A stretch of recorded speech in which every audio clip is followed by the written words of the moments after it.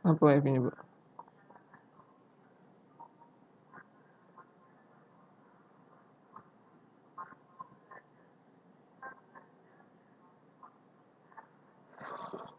Potong kan agak ini.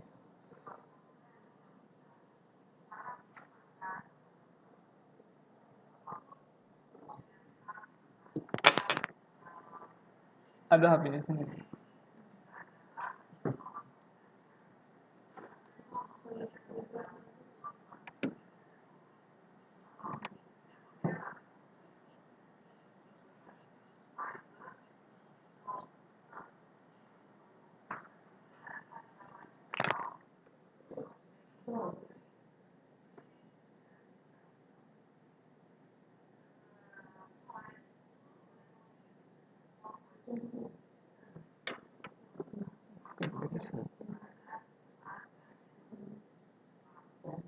Distraction.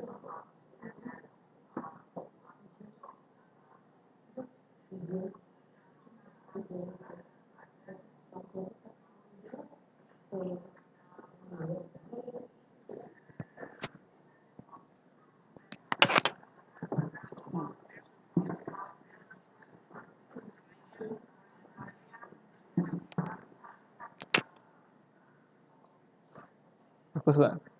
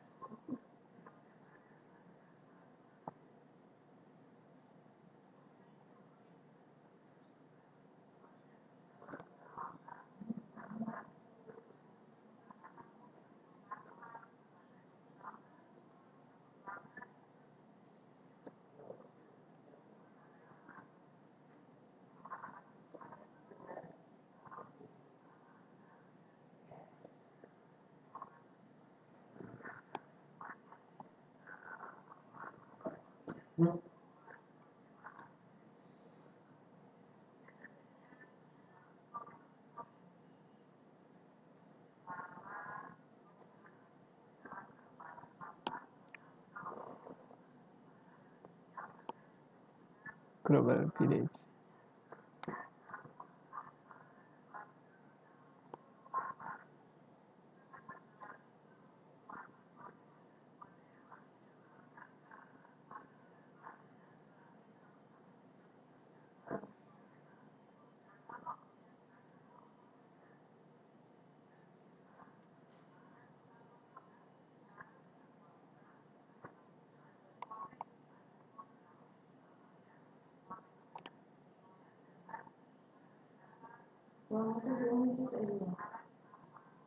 Apa, Bu?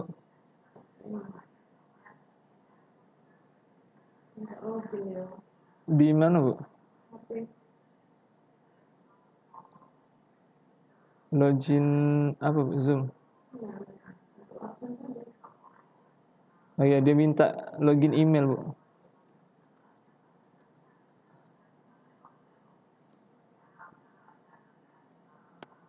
IoT.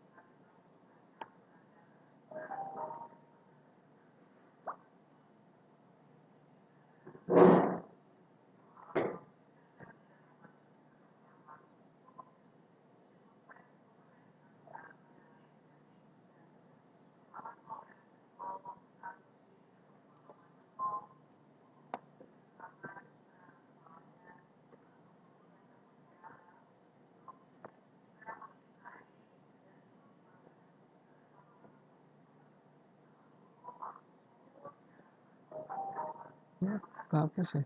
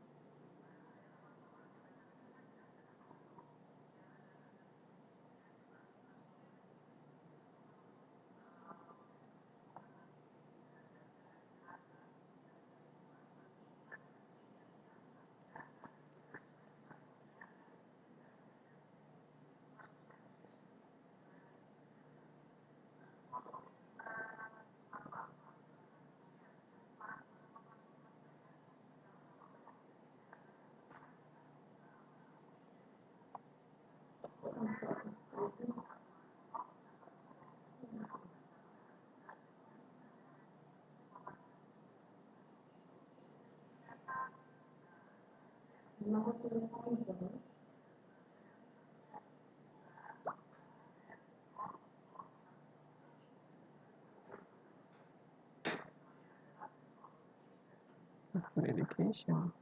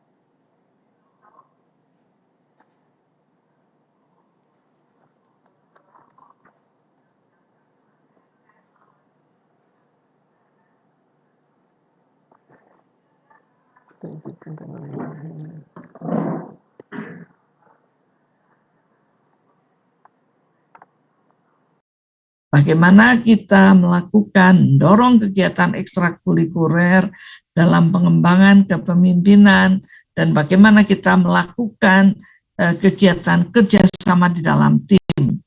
Nah, coba bayangkan saja di kondisi yang kemudian digital, teknologi, namun tetap human.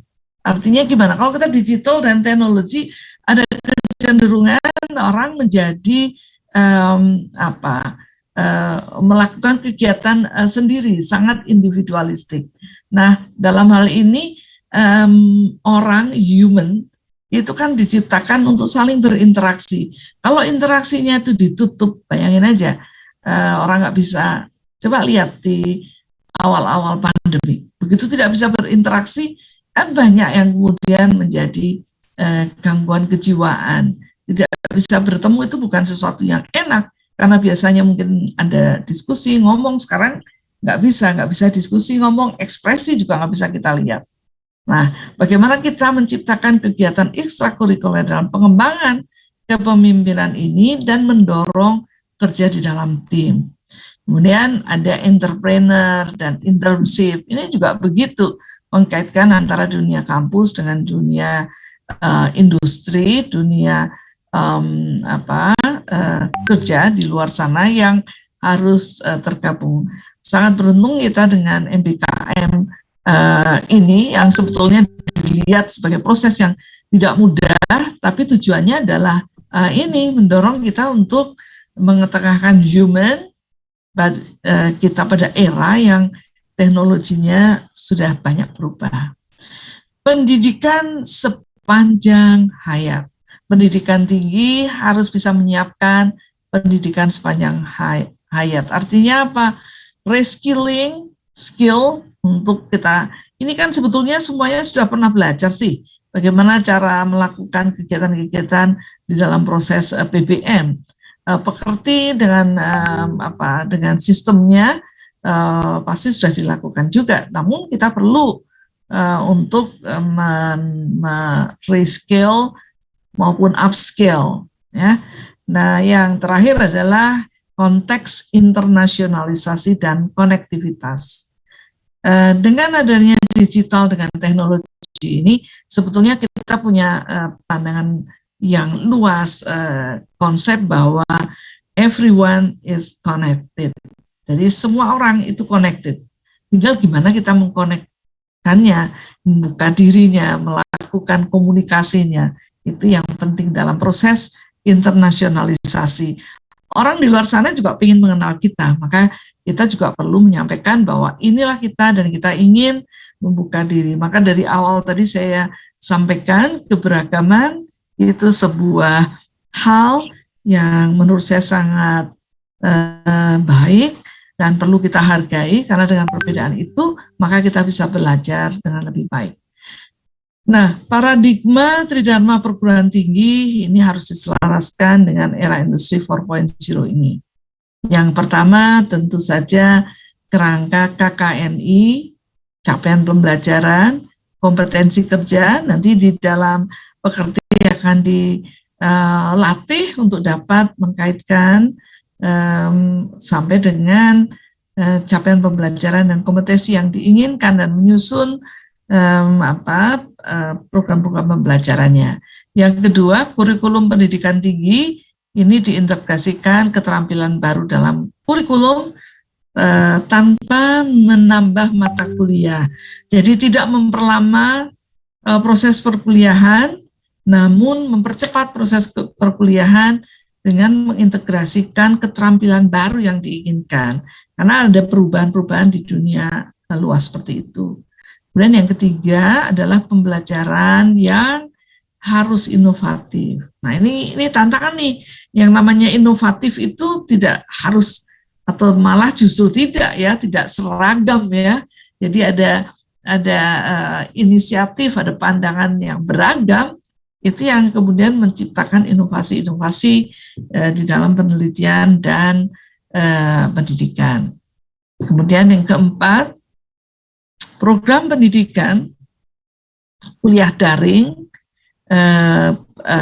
ini juga perlu diselaraskan dengan dunia industri ini. Pada waktu yang tidak lama kita akan kembali ke offline, kembali ke luring, namun kita sudah mengenal nih pembelajaran-pembelajaran daring. Mengapa tidak diintegrasikan? Bisa saja mata kuliah dari luar negeri atau dari universitas lain yang juga masih bisa diajarkan di antara mata kuliah yang kita tawarkan atau dalam proses perkuliahan kita. Dalam 16 kali pertemuan termasuk ujian, mungkin di sana juga perlu diberikan materi-materi yang memperkuat dari sisi pembelajaran dari tempat yang lain, dari mitra, dari dunia industri maupun dari universitas yang lain. Kemudian yang kelima, kemitraan dengan industri. Nah, ini kan kemitraan ini dibangun dalam kaitannya untuk memberikan bekal bagi mahasiswa di dalam dunia kerjanya. Ada internship, bisa teaching, factory industri, dan seterusnya. Kemudian yang keenam, penyelarasan ini terkait dengan model bisnis pendidikan baru. Model bisnis itu dalam hal ini perguruan tinggi kan bisnisnya adalah layanan pendidikan. Nah, proses-proses itu perlu diselaraskan dengan era industri ini. Kalau dulu kita mundur ke belakang, yang namanya UT, Universitas Terbuka, itu banyak yang melirik dalam sebelah mata. Kemudian juga aktivitasnya dalam ketentuan-ketentuan di kementerian juga ada pembatasan dan sebagainya. Nah, saat ini universitas terkaya dengan mahasiswa terbanyak, dengan sistem pembelajaran yang paling siap dalam program model bisnis terkait dengan teknologi ini adalah Universitas Terbuka. Jadi kalau kami kumpul dengan rektor itu selalu kalau dipanggil universitas terkaya dengan mahasiswa terbanyak, UT yang maju. Nah, kan ini suatu hal yang sangat berbeda dengan periode-periode sebelumnya. Gitu ya. Gimana Bu Eva, masih lanjut kita? Nggak terasa ya, udah jam 10. Ini menarik sekali. Jadi pada menyimak, Bapak Ibunya juga lagi menyelami. Iya, saya ngelihatnya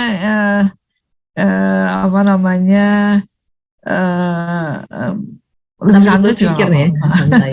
Bapak Ibu kalau nanti ketika instruktur kita Bu Retno menjelaskan, kemudian ada yang ingin disampaikan, boleh raise hand ya Bapak Ibu. Jadi kita santai sambil diskusi ya Bu Retno ya. Siap, iya siap Eva dan Bapak dan Ibu sekalian. Saya manggilnya mungkin Bapak dan Ibu atau adik-adik atau anak-anak ya. Adek Bu. Karena mungkin ada masalah. Adek ya. Ini ada yang mau dipanggil adek Bu. Adik ya. Silakan Pak. Ada yang ingin disampaikan? Mohon maaf, ini Bu terkait dengan pembelajaran dengan teknologi itu, kalau terkait dengan saya kan prodi agama Bu ya, terkait dengan karakter itu apa bisa ditransfer lewat teknologi begitu Bu? Karena berkaitan dengan suri tauladan seorang guru tentunya kan begitu. Terima kasih. Iya benar ya Pak Ahmad Solihin. Dulu itu kalau proses belajar, saya bukan di perguruan tinggi ya, kalau sampai SMA itu mungkin setengah hari ya, sampai jam 1 semua siswa itu kalau sore pasti, kalau yang muslim ya mungkin mohon maaf, yang beragama lain itu pasti ikut ngaji ya, kemudian maghrib, kemudian isya begitu. Sekarang kalau untuk mahasiswa, pertemuan yang sifatnya penguatan, apakah mungkin dilakukan secara daring? Susah saya menjawabnya Pak Ahmad Solihin, Ahmad Sodikin maaf. Namun kalau sekarang ini memang pembelajaran itu bisa secara online kan. Contohnya belajar ngaji sekarang online juga bisa ya Pak. Terus pengajian, kalau pengajian kita mau khatam gitu, kita lakukan secara daring, kemudian sepakat sudah melaksanakan targetnya. Tapi bukan hanya begitu. Jadi begini, dalam proses teknologi ini kan nggak bisa kita pungkiri, ini teknologi memang demikian. Sangat beruntung sekarang sudah lewat masa pandemi, kita bisa ketemu langsung. Saya rasa teknologi digunakan dalam berbagai hal, jadi mungkin tidak keseluruhan ya, dalam beberapa konteks menunjukkan keteladanan. Keteladanan itu saat ini orang itu dunia terbuka. Artinya semua orang bisa tahu kegiatan saya berbuat sesuatu. Bapak mungkin itu tokoh figur bergerak aja kita saling tahu. Nah, tapi kira-kira apa Pak yang menyulitkan untuk teknologi masuk di dalam agama? Apa tidak malah mendukung proses pemahaman? Ya, terutama terkait keistiqomahan sholat, istiqomah baca Quran. Itu kalau di pesantren kan tahu, Bu, tingkah laku gurunya seperti ini harus ditiru. Cuman kalau secara online itu ya susah banget tentunya. Dan itu bisa kucing-kucingan dengan gurunya begitu. Sesuatu yang perlu kita pikirkan ya. Teknologi mempercepat pemahaman. Tapi dalam keteladanan susah ya untuk bidang keagamaan. Nanti ini jadi masukan, artinya saya tidak melihat sebagai sesuatu kesulitan karena generasi milenial sekarang itu sangat sangat mudah untuk mendapatkan informasi, keteladanan dari seorang guru. Bagaimana ya caranya? Kalau saya ini ada mahasiswa yang berada di alumni salah satu pesantren di Jawa Timur ngambil mata kuliah kita ya Bu Eva di kelas, mungkin dia juga mengalami kesulitan ya untuk bisa berinteraksi untuk itu. Mungkin ada perlu diciptakan suatu sistem yang melihat bahwa setiap orang diberikan kesempatan untuk bisa dipercaya. Nah, sekali dia tidak bisa dipercaya, maka hilang dia dalam sistem. Artinya kepercayaan itu menjadi sebuah hal yang penting. Jadi mungkin dalam proses tersebut, kalau ada kegiatan-kegiatan yang kemudian terkait dengan suri tauladan, itu mungkin juga bisa dilakukan demikian. Jadi menyampaikan dengan jujur apa yang dicapai, apa yang disarankan oleh dosen dalam hal ini, kemudian ada penalti atau ada sanksi kalau ada kesalahan atau tidak jujur dalam proses tersebut. Nah ini tantangan tersendiri nih. Iya.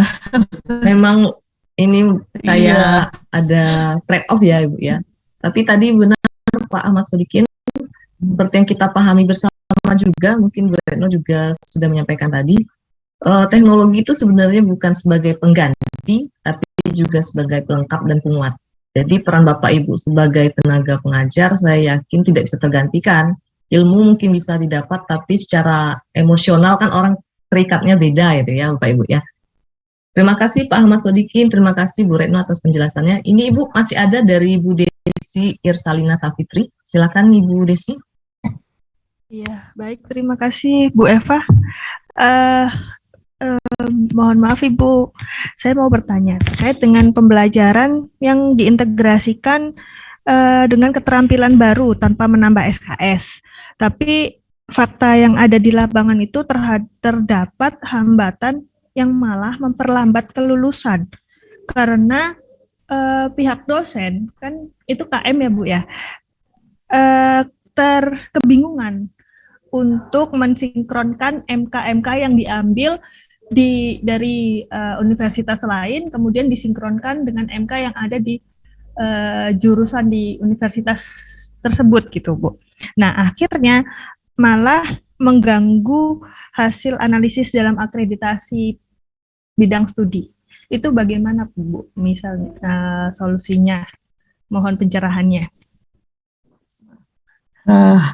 Ini kita sekarang pas sekali belajarnya. Kita adalah Standar Nasional Pendidikan Tinggi. Jadi yang jadi rujukan pertama adalah standar kompetensi lulusan. Lulusan harus memiliki capaian pembelajaran yang ditetapkan. Nah, karena tadi pertanyaannya adalah bagaimana kemudian mengintegrasikan tanpa menambah SKS yang ada, tentunya terkait dengan standar kompetensi lulusan yang diinginkan di situ. Mata kuliah mana yang bisa digantikan dengan mata kuliah yang baru. Nah, ini proses sekarang ini memang sangat menyulitkan. Banyak prodi yang kemudian pro kontra, dan kemudian ada mahasiswa yang kemudian merasa dirugikan untuk itu. Tapi ini tantangan kita memilah lagi di mata kuliah ini dilakukan bersemester-semester ya Bu Eva ya. Iya, Ibu. Ini kayaknya adalah sebelum pandemi pun kita sudah mempersiapkan. Kemudian ada pandemi, masih dipersiapkan. Belum juga selesai sekarang. Ini proses Bu. Jadi Bu Desi perlu juga melihat kembali dalam penyusunan mata kuliah yang ditawarkan kepada mahasiswa dengan teknologi mana yang akan dimasukkan atau mata kuliah pilihan mana yang kemudian akan dilakukan di dalam SKS yang harus diambil oleh mahasiswa tersebut.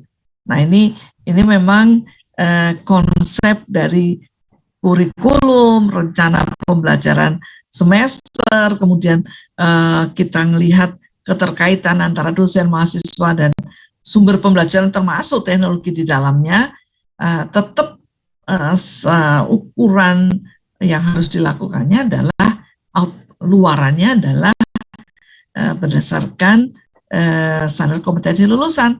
Jadi lulusan harus memiliki capaian pembelajaran yang sudah direncanakan.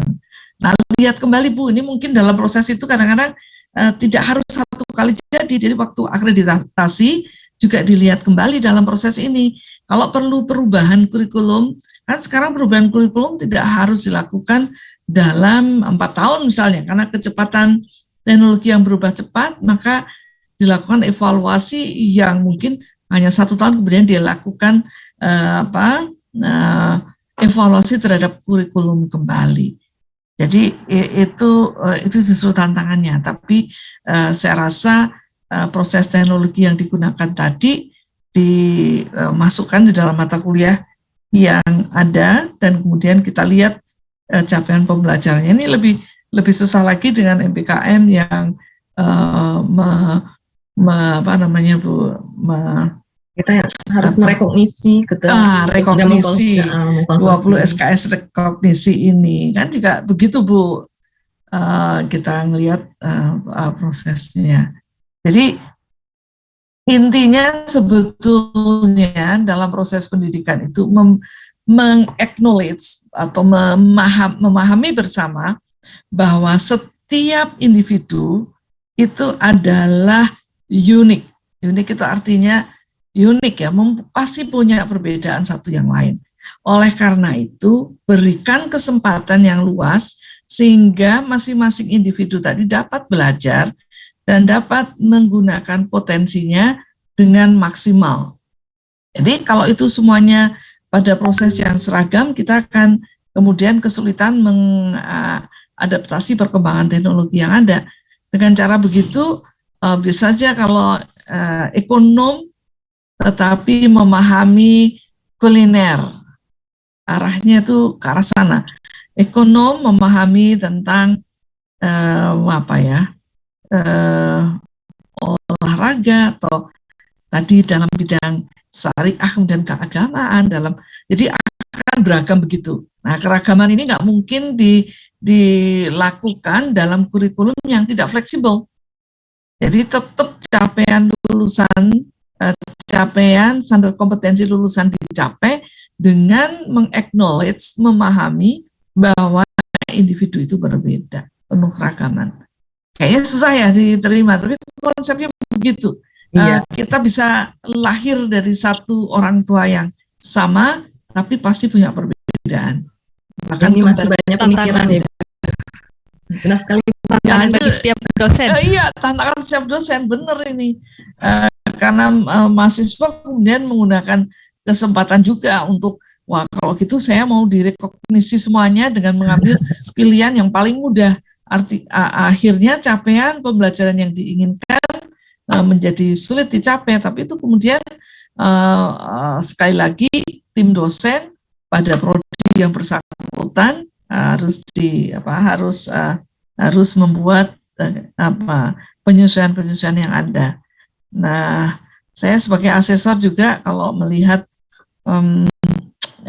perubahan di dalam capaian pembelajaran ini memang harus lebih terbuka dan dengan perubahan-perubahan yang ada. Tantangan Bu, tapi saya rasa itu bisa. Konsepnya itu sesuatu yang menyenangkan, long life learning, dan belajar itu sesuatu yang menyenangkan. Gunanya untuk apa sih? Sebetulnya tujuan hidup itu kalau kan sudah jelas ya, tujuan hidup kita berakhir pada akhir yang terbaik, kondisi kita yang terbaik. Kira-kira begitu. Ini ada lagi tanggapan lagi. Ya Bu Desi, begitu ya Bu Desi, ini tantangan Bu Desi. Tapi terus saya rasa bisa, karena memang ketentuannya begitu. Dan kita harus se-fleksibel demikian. Jadi kayak gini, dalam saya sebagai mahasiswa itu berarti kan kira-kira berapa puluh tahun yang lalu ya. Nanti ketahuan 20, 40, 80 tahun tahun 80 kan berarti itu. Pada saat itu pun jadi generasi Pak Dirjen gitu, itu pada waktu itu kita diberikan kebebasan untuk memilih pilihan mata kuliah yang lebih fleksibel begitu. Saya boleh belajar ke Fakultas Hukum karena ada hukum ekonomi saya pengen belajar. Saya kepengen ekonomi sumber daya, saya ke Fakultas Pertanian atau Kehutanan, saya ketemu dengan dosen yang lain, saya ketemu dengan mahasiswa yang lain, memberikan pengayaan yang berbeda dari sudut pandang kalau kita hanya di kelas yang sama di Fakultas Ekonomi. Nah kayak gitu. Nah sekarang saya rasa mungkin pandangan seperti itu berkembang dan saya rasa itu memberikan penguatan gitu dan di acknowledge credit hours-nya gitu. Jadi pilihan yang beragam seperti itu. Tapi nggak itu apa-apa ya Pak. Kalau setiap jenjang setiap MBKM periodenya berbeda-beda MK yang dianu karena setelah evaluasi ini kurang sesuai itu. Nggak apa-apa ya Bu untuk setiap periode. Jangan Bu, ada periodenya itu karena kan kalau kurikulum sudah ditetapkan itu nanti harus di-SK-kan kan. Jadi prosesnya itu perubahannya evaluasi jangan kemudian terlalu cepat dalam suatu semester sudah berubah. Kan nggak mungkin satu angkatan yang bisa, mungkin 1 tahun, dan tahun akan diberlakukan kapan, kan itu terkait dengan mahasiswa kontrak belajar mahasiswa, kan gitu, mahasiswa masuk itu kan punya kontrak belajar untuk mencapai luaran yang sudah ditetapkan pada periode angkatan tersebut. Kalau angkatan ini kemudian berubah di tengah jalan, tentunya tidak boleh merubah capaian dari capaian pembelajaran yang diinginkan. Kalau berubahnya cepat, terus dikenakan pada angkatan yang sama, itu saya rasa akan sangat menyulitkan. Jadi tetap saja periodenya diantisipasi sehingga perubahan yang dilakukan itu tidak merugikan mahasiswa yang bersangkutan. Jadi begitu, kalau setiap berubah kemudian mahasiswanya mengikuti kan rasanya itu harus ada keputusan yang kemudian di-SK-kan dan digunakan sebagai dasar. Jadi kalau akreditasi juga begitu Bu, kalau perubahan sangat cepat tapi kemudian tidak atau kurang mengakomodir tujuan capaian yang ingin capai, akreditasinya jadi ini Bu jelas ya kurang maksimal. Iya Bu. Iya, jadi misalnya akreditasi itu kan nanti ada ini Bu, T-3 kan, itu output pembelajaran untuk T-3 mahasiswa bersangkutan, perubahannya ada di mana pada tahun keberapa kan ada demikian ya. Jadi nanti kayaknya nih ada sesi tersendiri ya untuk mencapai melakukan perubahan pada kurikulum. Nah, nanti nanti diajarkan. Saya lupa pada hari keberapa nanti diajarkan Bu Eva.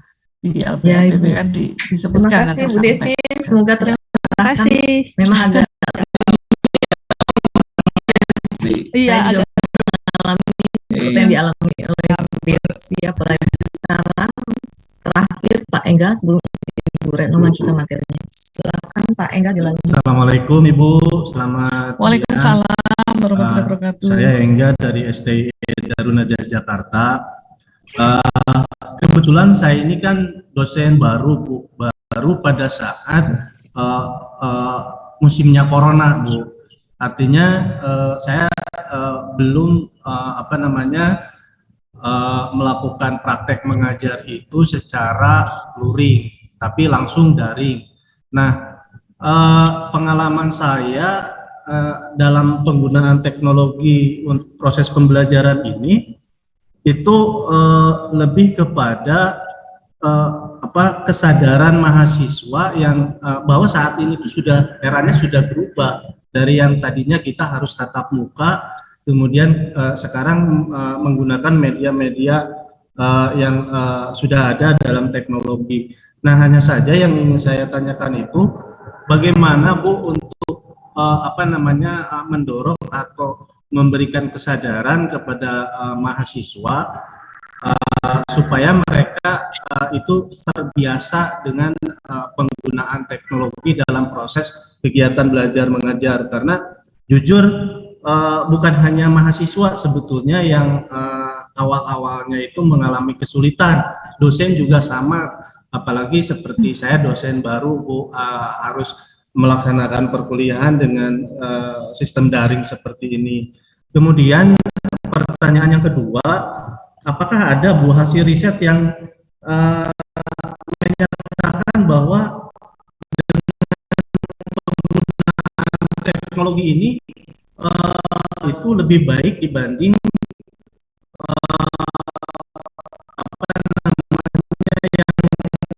masih. Terima kasih. Ya. Terima kasih Pak Engga. Langsung saya jawab ini Bu Eva. Ya, silakan Ibu. Oke, Pak Engga Jalaluddin. Berarti ini di Jakarta ya Pak, di Kebayoran Lama. Iya. Ya, Kebayoran Lama. Ya. Teknologi itu yang namanya teknologi itu kan sesuatu yang harusnya bisa dimanfaatkan, memberikan percepatan dalam proses belajar, memudahkan pemberian informasi dan seterusnya.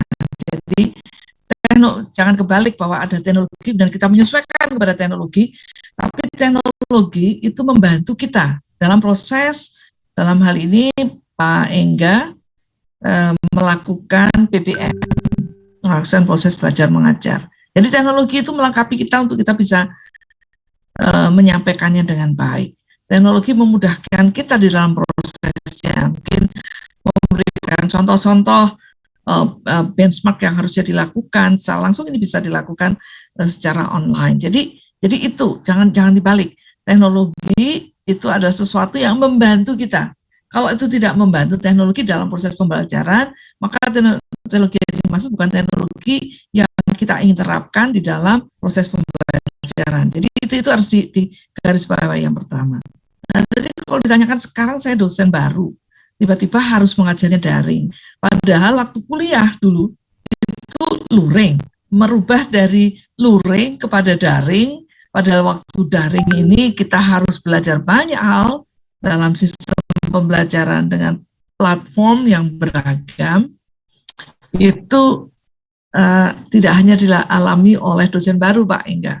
Dosen lama pun mengalami proses itu. Sudah mengajar sekian lama secara luring, harus daring. Nah, itu juga mengalami persoalan.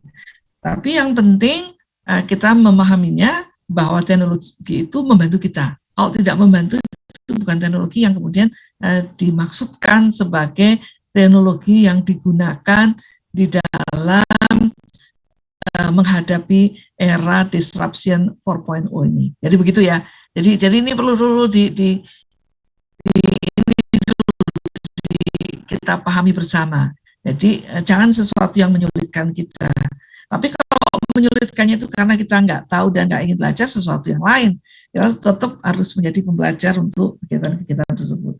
Pertanyaan kedua agak susah, yang namanya penggunaan teknologi dan pembelajaran secara daring ini lebih banyak dan meluas secara dunia itu pada era pandemi ini, Pak. Nah, ada beberapa studi yang mengatakan dua hal yang berbeda. Saya nggak siap di sini, tapi ada beberapa hal yang kemudian dilakukan. Nanti bisa lihat dari organisasi internasional pun mempelajari hal yang sama. Ada yang kemudian justru itu menyurutkan progres yang ingin dilakukan, tapi ada yang menyebutkan itu mempercepat proses yang bersangkutan. Kalau dilihat di dalam contoh di sini, gambar yang di kiri itu melihatkan di situ yang laba-laba itu bahwa semuanya terjaring di dalam proses pendidikan yang satu kesatuan, gitu ya. Kemudian yang sebelahnya kita bisa melihat bahwa komunikasi dilakukan di banyak orang, fokus menjadi berkurang. Jadi fokus di dalam, jadi gini, terbayang sendiri kan, kalau kita mengambil 24 SKS, itu semuanya daring, terus semua dosennya mengharuskan full daring tanpa ada blended dengan pekerjaan dengan penugasan yang ada, pasti akan bosan. Kita duduk seperti ini kan, kegiatannya nggak ada, dan itu akan menjadi masalah. Jadi ada dua sisi. Saya melihat di nanti Bapak browsing tentang impact of itu teknologi di dalam pembelajaran secara daring. Ada dua split pendapat yang mengatakan itu menjadi mempermudah, mempercepat kualitas pendidikan, ada yang menyatakan sebaliknya. Jadi gitu. Jadi kalau mempercepat itu berarti mahasiswa yang keinginan belajarnya tinggi, dia bisa mengambil mata kuliah dengan sertifikasi yang tanpa fee, dan dia mendapat sertifikat kemampuan yang ada. Itu cepat. Dulunya mahal, sekarang menjadi lebih murah. Secara ekonomi kan gitu.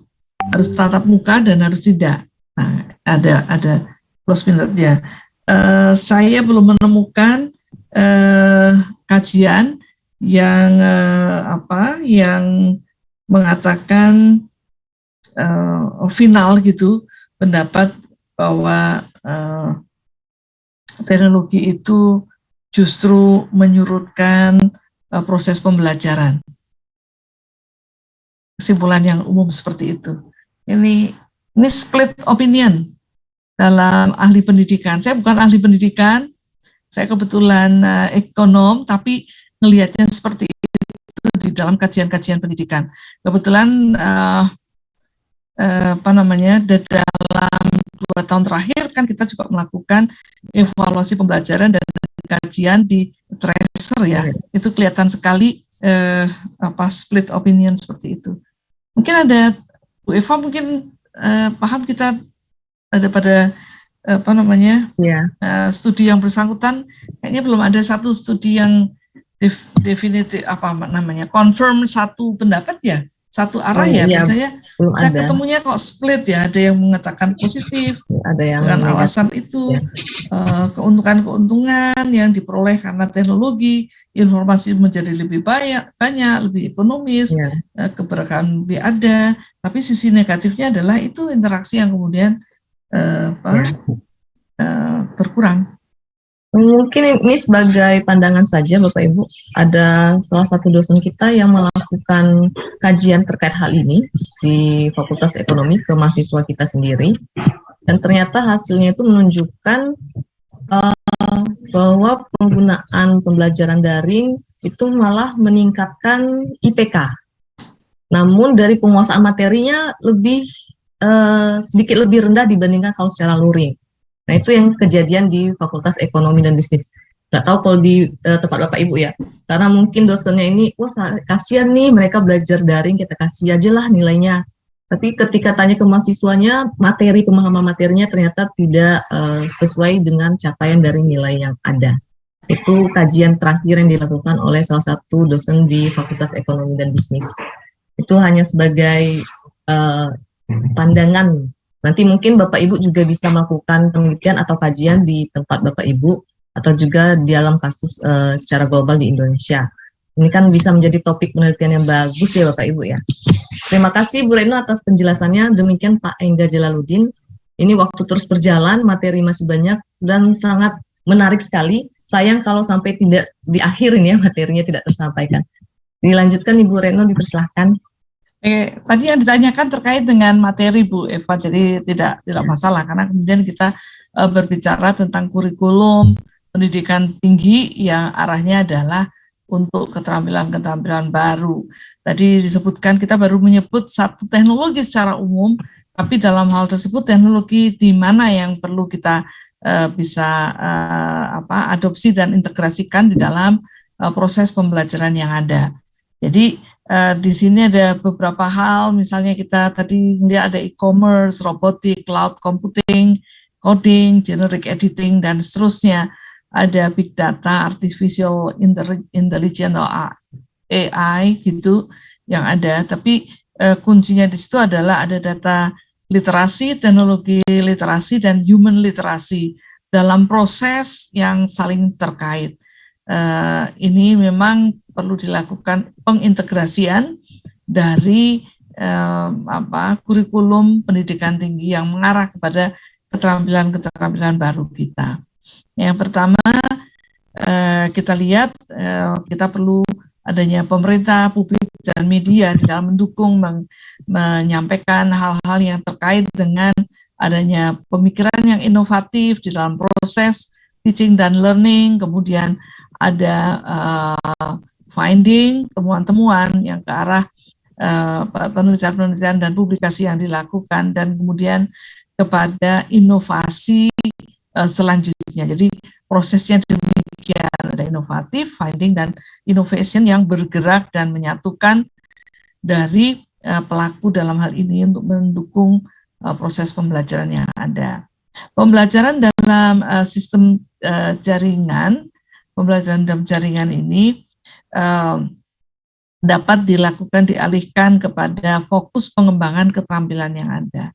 Ada belajar itu is open to everyone, siapa aja boleh bisa melakukan kegiatan-kegiatan pembelajaran dalam berbagai pilihan yang ada. Kemudian belajar adalah kegiatan sosial, menginteraksikan. Learning itu adalah sebuah yang personal karena individu mempunyai keragaan yang ada. Learning is augmented, multi-represented, dan mobile. Jadi ini terbayang ya prosesnya itu kompleks dalam proses pembelajaran yang ada. Nah, kemitraan dalam industri ini menjadi salah satu hal yang perlu digarisbawahi dalam proses menghantar mahasiswa kepada dunia usaha yang ada. Kemitraan dengan industri dilakukan, Bapak dan Ibu bisa melihat di universitas masing-masing. Saya rasa kerjasama dan riset itu menjadi didorong terus-menerus. Terakhir kita mengatakan bahwa model bisnis pendidikan yang baru. Jadi pembelajaran daring. Pembelajaran daring itu semacam dalam proses retail itu kan berarti apa namanya ya, retail apa namanya Bu itu kalau ada wholesale ada retail. Nah, retail itu dalam hal ini adalah mata kuliah bisa dipecah-pecah, ditawarkan. Ada prasyaratnya ya, Bu? Ya, bisa satu persatu dengan paket-paket kompetensi yang ada. Tapi secara keseluruhan kan berarti kita tadi Bu siapa tadi menanyakan untuk program studi yang kurikulum Indonesia dalam kurikulum yang satu kesatuan. Kemudian juga pembelajaran daring ini sertifikasi ijazah-ijazah yang ada yang terkait dengan proses pembelajaran yang baru ini perlu dijadikan satu kesatuan. Nah, blockchain dalam pendidikan itu yang baru sekarang kan kemudian berbeda. Ada retail mata kuliah, paket kompetensi, rekognisi, hasil belajar yang lampau, serta sertifikasi itu menjadi sebuah blockchain. Blockchain itu kan berarti blok, kemudian ada satu kesatuan yang menggabungkan keseluruhannya, tidak segregated seperti yang ada pembelajaran yang lampau. Internasionalisasi seringkali mengatakan kapan world class university itu yang dimaksud. World class, WCU, mungkin ada kata-kata WCU sekarang juga tidak banyak dinyatakan sebagai bahwa WCU itu menjadi ingin dicapai oleh semua universitas, tapi ada pentahapannya. Sekarang kan pemerintah sedang mengapresiasi pendidikan tinggi, proses WCU ini oleh universitas naik. Ini kayaknya rankingnya yang lama deh. Ranking yang baru itu kalau nggak salah UGM lebih tinggi daripada UI. Kalau selisih berapa 250 sama ini yang sebelumnya. Jadi kapan kita akan masuk ke sana? Nah, yang penting ada proses untuk membuat kualitas pendidikan kita itu dapat diakui di dunia pendidikan secara internasional. Jadi kita di-acknowledge, diketahui dengan baik proses pendidikan yang ada di kita. Itu caranya gimana? Sebetulnya yang menjadi salah satu strategi adalah dengan mengikuti proses-proses pembelajaran yang ada di dalam dunia internasional, karena intinya sebetulnya adalah proses proses baik, menunjukkan contoh-contoh proses baik dalam pembelajaran, terbuka, transparan, informasi diperoleh secara tegas, praktek-praktek dilakukan dengan prinsip-prinsip baik di dalam pembelajarannya seperti itu. Jadi bukan kemudian kalau world class itu kemudian gedungnya harus fully air condition, terus semua peralatan harus demikian, enggak. Tapi dalam proses pembelajarannya itu menunjukkan proses karya yang bisa diikuti, dipahami. Kadang-kadang kalau di dunia internasional tuh mengatakannya gini, we need to speak the same language. Language jangan diartikan sebagai bahasa saja, tetapi di dalam konteks pendidikan. We need to speak the same. Kalau pendidikan agama itu apa? Kriterianya, prosesnya seperti apa?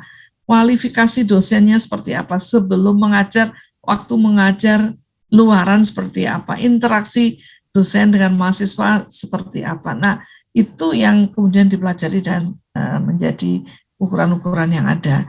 Kriteria penilaian dalam tadi kan konsepnya ya. Kemudian kriteria penilaiannya adalah reputasi akademiknya, reputasi lulusan, rasio dosen mahasiswa, citasi dosen internasional yang dilibatkan dan dosen kita yang terlibat di luar, serta keberadaan mahasiswa internasional di kampus kita maupun kampus kita ke luar. Nah, ini sekarang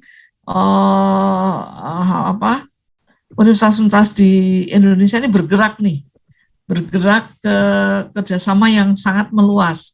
Kalau kami ini teman dunia pendidikan se-Indonesia, katakanlah begitu, kita selalu memahami, ini universitas ini sedang di mana, kerjasama dengan mana, dengan mana, itu sekarang bergerak dunia itu memang kelihatan lebih sempit, dalam artian kita lebih terinteraksi dengan yang lainnya. Ini international collaboration, mungkin perkembangannya terlalu jauh nih kalau 2014, saya lewatin aja. Jadi konektivitas dalam hari ini adalah PTN luar negeri datang ke kita, kita datang ke sana, dengan adanya internasionalisasi ini menghemat biaya. Dalam artinya kalau kita menghadirkan satu dosen luar negeri, artinya kan banyak mahasiswa yang bisa belajar, berinteraksi, mahasiswa dan dosennya. Sebetulnya dengan proses seperti ini kita ingin menghindari pengiriman mahasiswa terlalu banyak, tapi mendapatkan keuntungan yang lebih banyak di negara kita sendiri. Kemudian ada sertifikasi internasional yang bisa kita ikuti dan kolaborasi. Pengembangan karakter bangsa. Tadi ya, susah ya olah hati, olah rasa karsa, tapi pelakuannya adalah secara daring. Pak Engga mungkin ini juga perlu dipikirkan betul ya, memang begitu.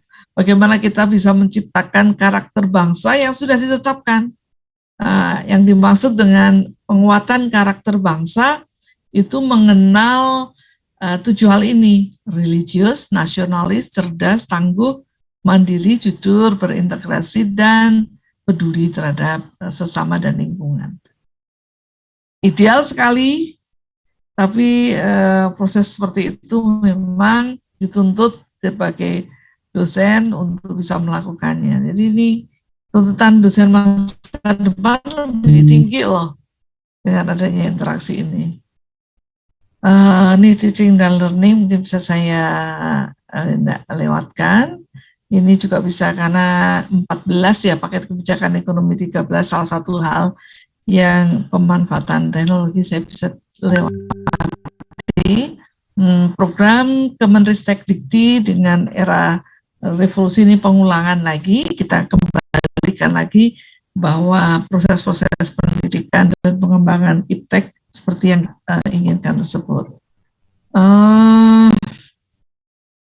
Bapak dan Ibu berada pada posisi dosen milenial yang akan sangat mempengaruhi penguatan bangsa di masa yang akan datang.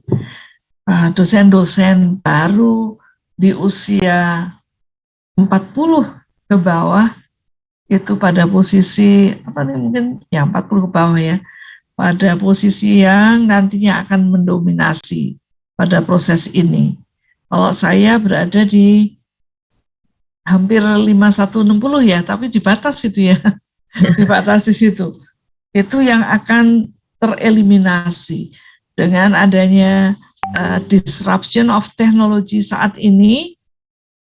Milenial ini akan melakukan perubahan dalam berapa dekade ke depan. Ini tumpuannya. Dan kami mengantar, dari narasumber mengantar, untuk mengenalkan apa yang menjadi tantangan. Yang menyelesaikannya dan melakukannya dalam pendidikan, tumpuannya adalah di dosen-dosen milenial seperti Bapak dan Ibu. Saat ini yang mengikuti pekerti.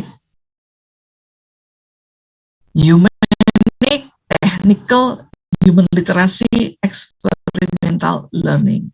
Pembelajaran itu adalah sebuah proses yang dilakukan terus-menerus, terintegrasi, memberikan pengalaman, kehidupan secara nyata, dan memberikan kunci di dalam memahami bahwa kita itu human, yang kurikulumnya ditentukan oleh human, bukan robot yang kemudian menentukan perjalanan kehidupan, tapi human, sisi human itu yang kemudian diinterpretasikan atau dibantu oleh teknologi yang ada.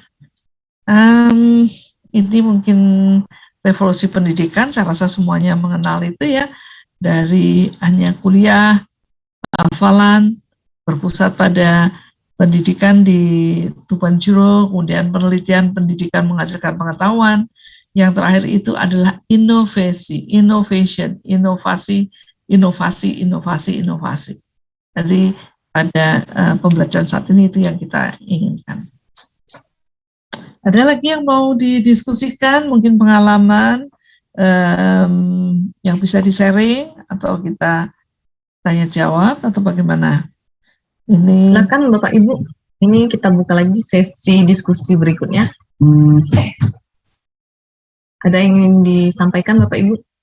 Boleh sharing informasi mungkin kegiatan pembelajaran di universitas atau di prodi Bapak Ibu yang sudah dilakukan. Ini dari Bu Ella, kalau jam tangan itu waterproof, kalau pembelajaran modern harus rubber-proof ya Bu. Ini bagus sekali pernyataannya ya. di mana? Kalau jam tangan itu waterproof, kalau pembelajaran modern harus robot-proof. Bagaimana menurut Ibu? Bu Ella, jam tangan waterproof. Sekarang tidak hanya waterproof, heatproof juga. Iya, harus tahan banting ya. Kena panas nggak bisa tahan banting, robot-proof. Artinya sekarang ini teknologi robotik itu kan mempermudah kita. Kalau kemudian sangat cepat robot melakukan proof itu ya, proofreader itu kalau melalui robotik mungkin nantinya bisa juga itu. Jadi secara ini boleh ya, ada izin Bu Desi tantangan dalam pembelajaran. Oke, ya, kasih ya. Oke. Mungkin ini ya Bapak Ibu ya, apa yang kita, ya silakan dari Pak Muhammad Rusmayadi. Silakan Pak. Oh ya. Ya, izin bertanya Bu Rektor. Oh iya, Pak Rusmayadi. Ya, Assalamualaikum warahmatullahi wabarakatuh. Waalaikumsalam warahmatullahi wabarakatuh. Ya, saya izin bertanya sedikit saja terkait dengan kurikulum, Ibu. Kita tahu kurikulum ini kalau tidak salah sudah 11 kali ya pergantian kurikulum.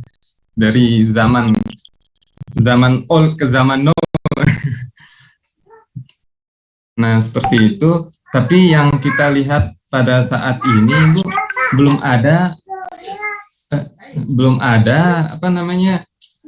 orang seperti B.J. Habibie lah misalkan, Ibu. Itu kan zaman old pada zamannya itu. Nah, sekarang pada zaman sekarang ini belum ada seorang karakter seperti B.J. Habibie dengan era zaman seperti ini, era 4.0 ini, Ibu. Bagaimana menurut Ibu terkait dengan yang saya tanyakan seperti itu? Dan yang kedua, Ibu, kan tadi ada disebut dengan karakter bangsa tadi, Ibu. Nah, karakter bangsa menurut Ibu, karakter bangsa kita zaman kembali ke zaman old itu menurut saya lebih strong, Ibu, dibandingkan zaman milenial yang sekarang ini. Pada zaman itu kan bisa kita dibilang karakter bangsa kita kuat, ditakuti atau disegani dengan bangsa negara-negara asing. Nah, dengan kondisi sekarang ini bagaimana menurut Ibu? Apakah kita masih ditakuti, disegani, atau malah sebaliknya bertolak belakang dengan bertolak belakang dengan yang seperti yang dulu itulah, Ibu. Mungkin itu saja yang saya kurang lebihnya mohon maaf. Assalamualaikum Waalaikumsalam warahmatullahi wabarakatuh. Pertanyaan yang sangat bagus. Susah jawabnya. Tadi kalau dengan perubahan-perubahan, apakah mungkin kita ciptakan sosok seperti B.J. Habibie? Saya rasa sangat mungkin ya. Sekarang begini, ini intermezzo aja ya, kalau kita berdiskusi secara bebas begitu, antar kemudian rektor yang kita ngobrol begitu, ada salah satu hal yang kita ingat masa lalu, kemudian baru kita sadari saat ini. Misalnya hubungan kita dengan Malaysia ya pada awal tahun 70-an dan awal 70-an ya, 70-an sampai awal 80-an, itu kita mengirim dosen, tenaga pendidik ke Malaysia. Mereka sangat banyak kita kirim ke Malaysia. Sementara Malaysia mengirim anak mudanya, mahasiswanya ke negara-negara lebih maju selama proses tersebut. Jadi ada proses kemudian kita ngajar dosen-dosen di sana dikuliahkan tempat lain. Begitu pada periode selanjutnya yang sudah sekolah ini pulang, kita yang di Indonesia menjadi ketinggalan dalam proses tersebut, ya kan? Kita ketinggalan dalam beberapa dekade, udah susah juga kita ngejarnya ke sana. Karena kualitas dosen-dosen yang bagus sudah kita diminta untuk melakukan pembelajaran sekarang. Itu satu pelajaran. Kemudian pelajaran yang kedua, sekarang ini kalau kita melihat milenial, anak muda, mahasiswa ke bawah, itu kan dengan budaya Korea, itu kan sangat familiar, seperti tahu persis gitu, bahwa itu penuh kebahagiaan, makannya enak, orangnya baik-baik, dan sebagainya. Apa yang mereka lakukan? Korea melakukan pendekatan melalui budaya. Jadi paketnya itu kalau perdagangan, kalau kita perdagangan kemudian memamerkan produk di sana, kemudian kita minta penjualan, itu udah ketinggalan. Dalam hal ini, kalau Korea memperkenalkan dengan budaya, ada film-film, kemudian diperkenalkan makanannya, kemudian kita mengenal, suka dengan filmnya, orang-orangnya baik-baik, seterusnya gitu, makanannya enak-enak. Nah sekarang kalau coba lihat di jajaran makanan yang diperjualbelikan, itu kan kita terbiasa makan makanan yang ada. Dan kita akan lebih mudah berkenalan dengan menerima budaya yang diperkenalkan. Nah sekarang tugas ini Bapak dan Ibu sebagai milenial, lecturer di strata tertinggi dalam pendidikan, itu untuk memperjuangkan sosok B.J. Habibie yang baru, yang muncul. Saya rasa bisa. Dan saya sangat yakin di dunia internasional itu kompetisi anak muda kita sangat tinggi, sangat bagus, mereka diterima dengan baik. Hanya kemudian kita mendorong untuk muncul Habibie baru untuk di sana. Mungkin itu Pak, dengan kurikulum yang berubah. Biar saja dunia itu berubah dengan pressure yang tinggi kepada kita, tetapi tujuan untuk membuat bangsa ini lebih disegani, lebih berkarakter dan lebih maju, itu menjadi salah satu agenda kita. Yang karakter bangsa tadi mungkin yang lebih bisa menjawab yang bersangkutan ini, Pak Rusmayadi, tentang karakter bangsa. Kita mau, ya memang jumlah penduduk juga semakin banyak, dunia pendidikan dan dunia teknologi semakin berubah, tapi masa sih kemudian karakter bangsa itu direlakan untuk degradasi? Kan enggak. Nah, yang bertugas ya kita ini menggawangi. Kesalahan dalam dunia pendidikan ya ini dari Bapak dan Ibu, menjadi tanggung jawab begitu sudah menyepakati sebagai tenaga pengajar, itu kan tidak hanya transfer knowledge, tapi dalam hal itu ada tanggung jawab moral bahwa kita membangun bangsa.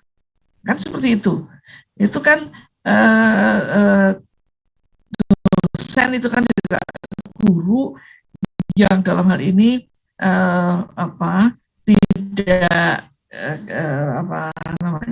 tidak hanya berpikir untuk semuanya juga begitu, tidak hanya berpikir untuk diri sendiri, tapi dalam hal ini moral untuk menyebarluaskan informasi dan pengetahuan itu menjadi tanggung jawab di dunia pendidikan. Yang gawangnya di dunia pendidikan menurut saya, gawangnya dalam pendidikan untuk bisa menggawangi, menjaga karakter bangsa ini. Bu Eva, kita sampai jam berapa ya Bu Eva? 11.30 Bu, masih ada waktu Bu. Ini masih banyak yang antusias mau bertanya ini Bu. Boleh dikasih kesempatan? Silakan. Silakan ke Ibu Ira Zulfa. Ya, terima kasih Bu Eva. Halo. Ya, silakan. Kedengaran Bu, ya silakan Bu. Bu Ira, ya. Assalamualaikum Ibu Retno. Saya Waalaikumsalam. dari Universitas Gajah Putih, Aceh Tengah nih Bu, agak jauh. Jadi saya langsung aja Bu, saya dikit bertanya tentang kriteria penilaian untuk menjadi world class tadi, world class university Bu ya. Jadi di situ ada dua syaratnya di situ, dosen internasional dan mahasiswa internasional. Sedangkan untuk universitas kita apalagi masih agak terpencil, Bu. Itu gimana Bu kalau kita belum bisa memenuhi adanya jumlah dosen internasional ataupun mahasiswa internasional? Apakah bisa digantikan dengan penilaian yang lain ataukah memang selama 2 poin itu belum ada, kita belum bisa menjadi atau belum bisa mengangan-angankan untuk menjadi world class university? Itu aja dari saya Bu, terima kasih. Iya Bu, kecilnya universitas belum kemudian menyurutkan proses untuk menjadi world class university. Tadi saya sebutkan kriteria penilaian. Kriteria penilaian di dalam world class itu kan berarti yang dilakukan di dalam menilai universitas memang demikian. Dosen internasional dan mahasiswa internasional yang dari kampus, karena namanya world class kan berarti interaksi dosen mahasiswa internasional di dalam kampus maupun interaksi dosen dalam kampus keluar itu harus ada dalam konsep ini. Nah, bagaimana kemudian di saya rasa ini kan banyak Bu saat ini yang memberikan kesempatan bagi universitas untuk mendapatkan pendampingan di dalam world class university. Tidak mudah juga bagi kami yang dari Universitas Bengkulu, itu juga sebuah proses yang panjang. Saat ini pun kita jauh sekali. Ya kalau misalnya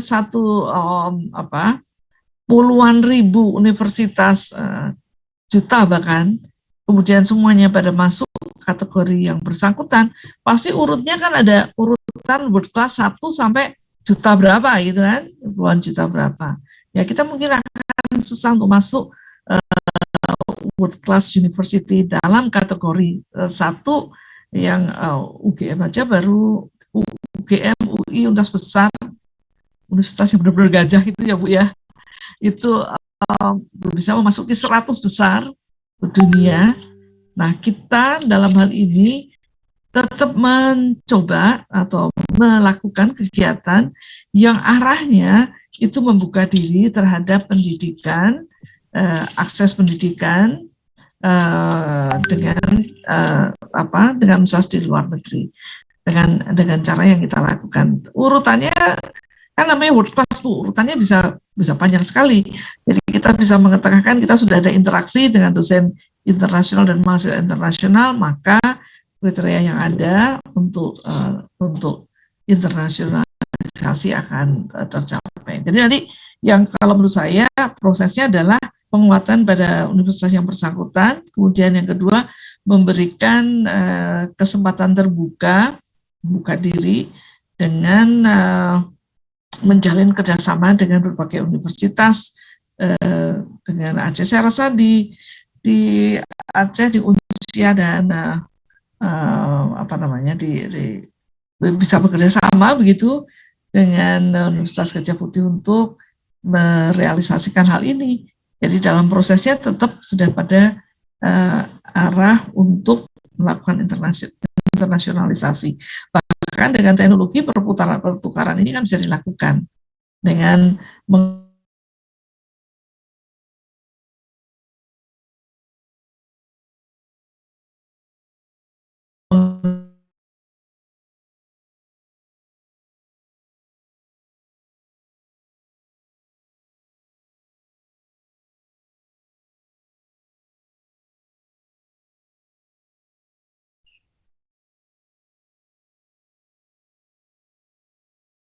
kan gitu ya.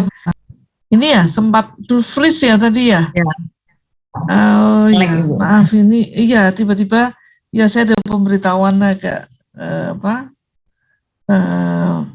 Jaringan ya, Bu? mohon maaf. Jadi tadi saya bicara tapi nggak terdengar ya. Waduh. Sepotong-sepotong, Bu. Mohon maaf. Ujung-ujungnya ya. Waduh. Ya mungkin begitu ya. Intinya Jadi, sudah dipahami. Ya, Ibu Ira ya. Oke. Ini Bu ada dari kolom chat yang bertanya Pak Muhammad Fahru Rozi dari STEMIK, minta tips dan trik nih Bu bagi dosen yang pendapatannya masih di bawah 1 juta. Ini kan kalau mengikuti era industri 5.0 ini 4.0 dituntut pembiayaan yang luar biasa juga ya Bu. Kan butuh dana juga. Mungkin butuh alat-alat media pembelajaran yang mendukung biar hasilnya bagus nih. Jadi gimana tips dan triksnya dengan biaya yang minimum dimiliki oleh dosen itu bisa memberikan pembelajaran dalam daring dengan kualitas yang bagus. Bagaimana cara mengatasinya? Sering terkena dengan signalnya tadi ya? Pak? Enggak Bu, ini ada yang Chatting ya? masuk chat yang pribadi Bu, direct ke saya. Nanti yang berikutnya boleh. Nah, ya, tips and tricksnya. Ini apa namanya? Tadi kan berbicara secara pribadi nih. Sebetulnya di dalam konsep universitas perguruan tinggi itu kan satu kesatuan, satu package gitu ya. Jadi maksudnya ya nggak mungkin dosen tanpa support dari universitas, pasti ada support dari universitas. Misalnya menggunakan fasilitas-fasilitas jaringan di universitas. Sekarang sudah mulai dibuka, dosen bisa ada di kampus sehingga bisa menggunakan jaringan yang ada. Mungkin harus begitu ya, dan kemudian sharing dengan dosen yang lain. Tidak mudah karena begitu banyak dosen kembali ke kampus, jaringan menjadi lemot lagi ya. Jaringan menjadi lemot. Ini kami juga mengalami persoalan tersebut. Bagaimana meningkatkan pendapatan? Sesuatu yang lain ya? Atau tetap sama nih? Karena kalau menurut saya, kalau dosen muda, carilah informasi untuk kegiatan menambah keilmuan yang tanpa biaya. Banyak tuh yang open course system itu bisa menambah. Kenapa kalau itu dilakukan bisa menambah penghasilan? Penghasilan jangan dilihat seperti jual beli ya. Dalam pendidikan ini berproses. Jadi kemampuan Anda semakin baik, maka akan semakin meningkatkan kesempatan yang ada. Itu satu ya, cari open course. Yang kedua, jejaring. Itu sangat penting. Bagi dosen baru, paling tidak komunikasi dengan dosen yang senior atau dosen di tempat yang lain untuk melakukan kegiatan penelitian bersama, publikasi bersama, dan itu secara langsung dan tidak langsung memberikan tambahan di dalam pendapatan yang ada. Mungkin begitu ya. Saya dulu waktu masih dosen muda, saya sangat senang melihat kesempatan-kesempatan kerja di luar, yang artinya bisa saya kerjakan part-time. Itu saya suka tuh lihat. Kalau dulu kan zamannya bukan zaman teknologi yang canggih, yang banyak media terbuka seperti ini. Kita ngelihatnya di di koran ya Bu?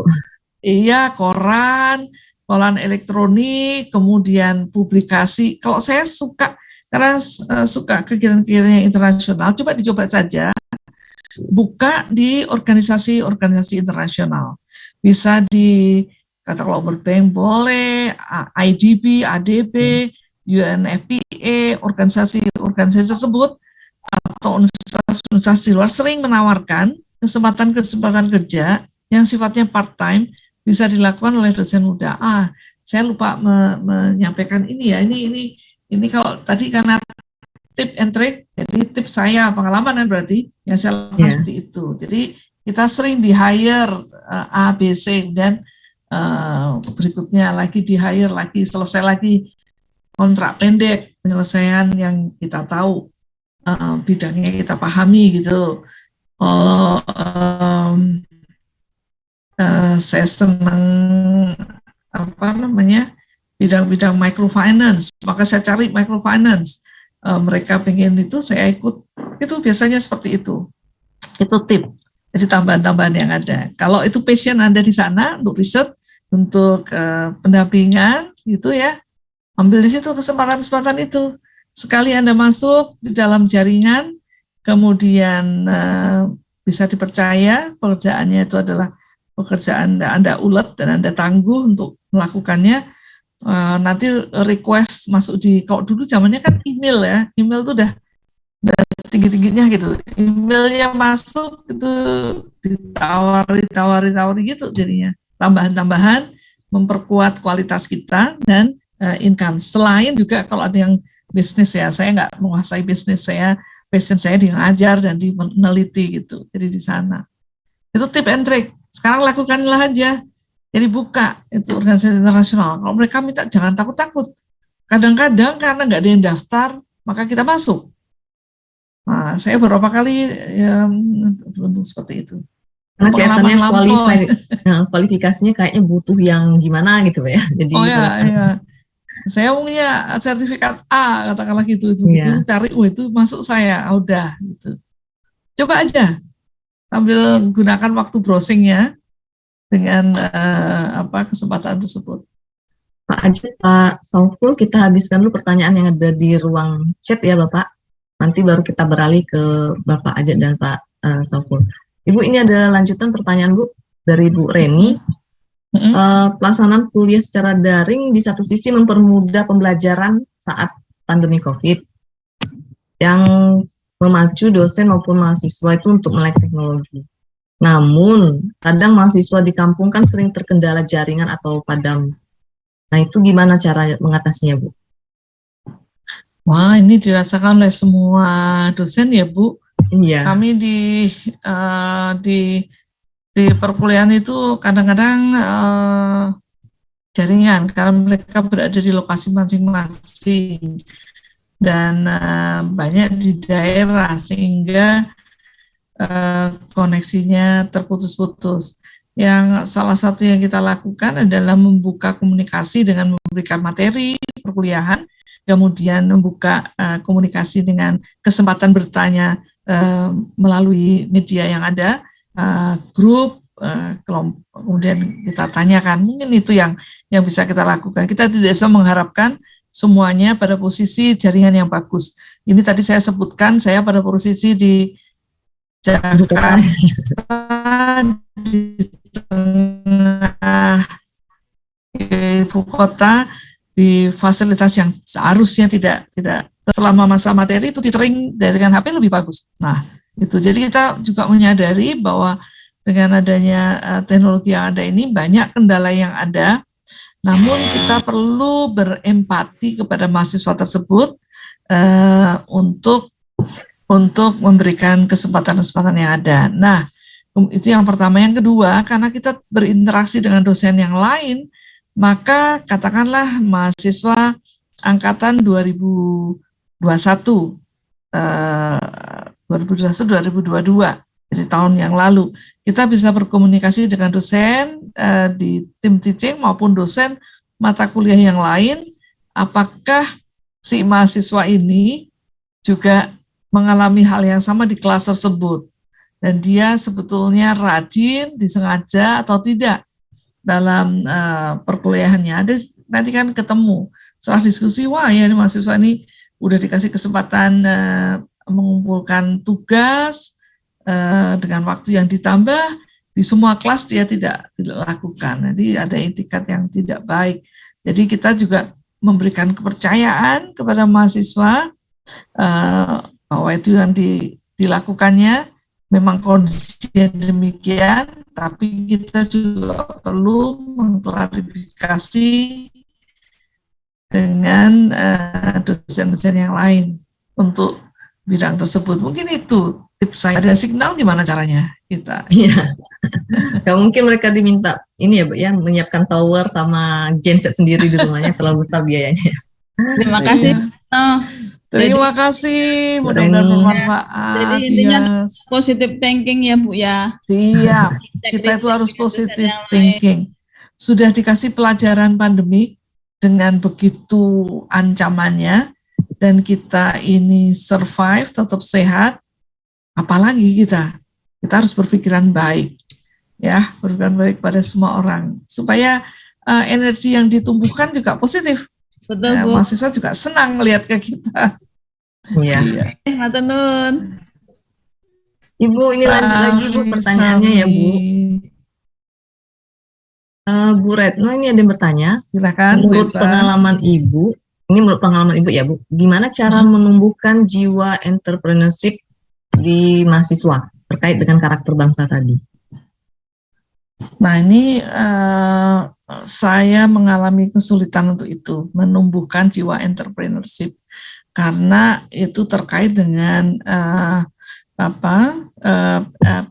passion orang yang bersangkutan. Yang saya lakukan di dalam pendampingan untuk katakanlah ini menjadi pra UMKM ya, menjadi usaha mikro katakanlah itu, atau entrepreneur baru yang ada, itu adalah memberikan informasi yang cukup pada bidangnya. Dan kalau sekarang mungkin lebih mudah. Kalau dulu di hanya beberapa website kementerian atau Bank Indonesia, kementerian itu menyediakan informasi-informasi yang terkait dengan pengelolaan usaha. Jadi memberikan informasi kepada mahasiswa tentang beragam bisnis sampai ke detail cara penghitungannya. Kemudian yang kedua, menghubungkannya dengan akses permodalan yang memungkinkan. Nah, ini tidak mudah, tapi ukuran kita juga mengalami masalah ya Bu Eva dalam menumbuhkan entrepreneur, dalam mengekspos mahasiswa terhadap kesempatan-kesempatan yang ada. Jadi tipsnya adalah memberikan informasi seluruh kemungkinan usaha yang ada melalui banyak itu yang bisa diambil dari organisasi menyediakan pola bisnis. Pola bisnis itu berarti menunjukkan kalau Anda mau berbisnis, katakanlah peternakan, ya etik, maka peternakan etik itu minimal Anda harus memiliki sekian. Caranya harus gini, pakannya harus gini. Nanti akses permodalan yang bisa diperoleh itu dari mana? Itu banyak sekali informasi seperti itu yang tersebar. Nah, kemudian menghubungkannya dengan kerjasama perbankan dengan berbagai akses pembiayaan. Itu mungkin yang bisa dilakukan. Jadi nggak mungkin ada ide bisnis tanpa ada pembiayaan yang ada. Tapi itu dihubungkan dengan passion dan kesempatan yang dimungkinkan oleh tiap orang akan beragam sekali. Dari segitu banyak mahasiswa yang kemudian memang menjadi entrepreneur, rasanya sangat terbatas ya Bu Eva. Angka kita berapa persen itu dari mahasiswa yang kemudian menjadi entrepreneur? Itu nggak nyampe 1%. Iya, benar makanya. Bentar itu. Jadi ini tantangan betul. Padahal disunahkan untuk berdagang ya. Berwirausaha, berdagang dalam artian berwirausaha. Sumber rezeki paling banyak dari berdagang ya Bu. Nah itu gimana tuh? Ya. Iya. Ini dari kolom chat kita balik lagi ke ruang Zoom. Bagi yang raise hand silakan Pak Sauful. Nanti kita balik lagi ke ruang chat. Silakan. Assalamualaikum warahmatullahi wabarakatuh. Waalaikumsalam warahmatullahi wabarakatuh. Waalaikumsalam warahmatullahi wabarakatuh. Seperti yang diketahui bahwa teknologi itu akan mempermudah kita dalam mencari ilmu. Namun juga tidak dalam beberapa orang itu tidak mudah menggunakan teknologi karena kendala dalam keuangannya. Nah, ada beberapa mahasiswa itu mengatakan bahwa mereka tidak bisa melakukan zooming dan terpaksa menggunakan yang namanya seperti classroom dan sebagainya. Dan itu akan merubah perilaku dan minat belajar dari mahasiswa itu sendiri. Dan saat pembatasan daring itu sudah dilepas, itu nanti perubahan perilaku dan minat belajar anak itu juga bakalan sulit. Dan misalkan dalam 6 bulan ke depan itu terjadi daring lagi, itu bagaimana solusinya untuk mengoptimalkan kualitas pembelajaran tersebut. Tuh.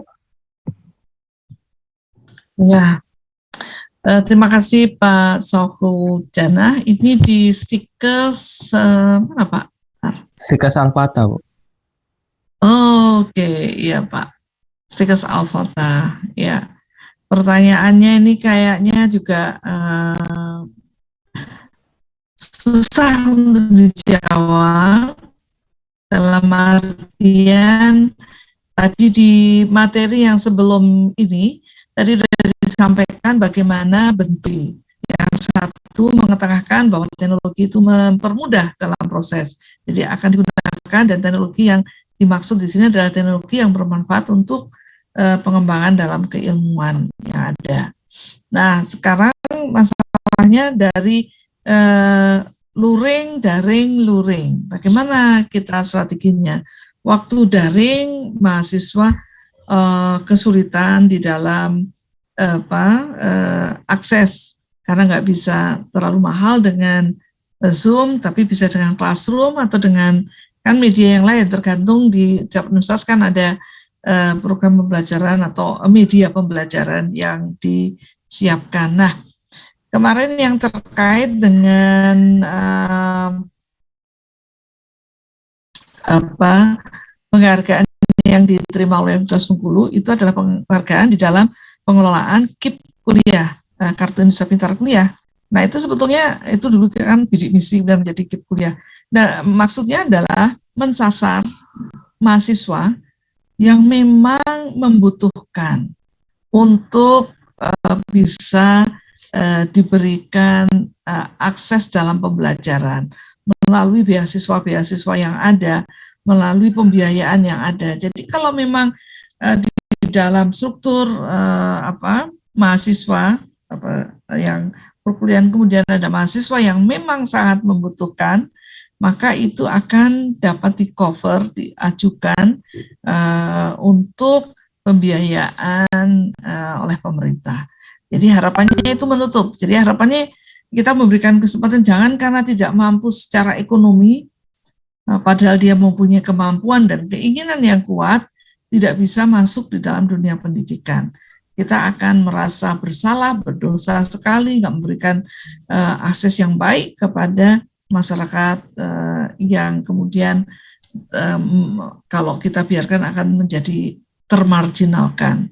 Jadi pemerintah sudah mempunyai sistem yang kemudian mendukung pembiayaan kepada mahasiswa yang bersangkutan untuk bisa kuliah. Jadi kalau memang di bawah sekali, ya kita harus mendorong, memberikan informasi kepada universitas sejak mahasiswa itu masuk dengan pola-pola pembiayaan yang ada, dan selama pandemi yang ada 2 tahun yang ada ini memberikan pelajaran, dan banyak